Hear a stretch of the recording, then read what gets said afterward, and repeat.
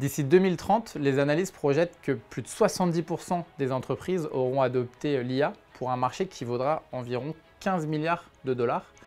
L'intelligence artificielle comporte des risques et des risques cybersécurité qui ne sont pas pris en compte aujourd'hui par les méthodologies traditionnelles.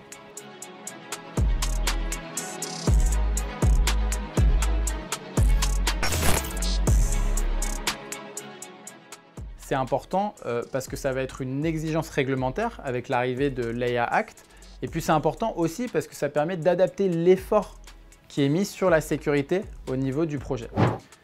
Concrètement, chez Wavestone, on a mis en place un questionnaire d'une vingtaine de questions qui permet de mieux comprendre les caractéristiques du projet d'IA. Il faut évidemment être en mesure d'identifier des scénarios d'attaque et de connaître quelles seront les mesures de sécurité à implémenter qui permettront d'empêcher demain ces attaques de se réaliser. Avec l'ENISA, qui est l'agence européenne de cybersécurité, on a identifié toute la taxonomie des algorithmes de machine learning, les vulnérabilités associées et les mesures de sécurité à l'état de l'art de la recherche aujourd'hui à mettre en place pour maîtriser justement les risques. Il y a toujours une part de théorique et il faut vérifier en pratique que le projet a en effet bien le bon niveau de sécurité.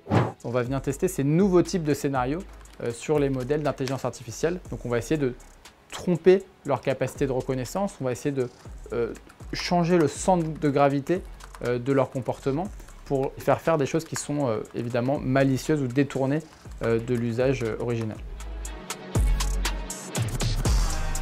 Il y a une obligation pour les organisations demain de se réorganiser et de faire en sorte que les équipes cybersécurité, les équipes de data scientists travaillent plus ensemble. Il faut évidemment aussi sensibiliser ces équipes aux risques pour s'assurer que la sécurité soit intégrée le plus tôt possible dans les développements.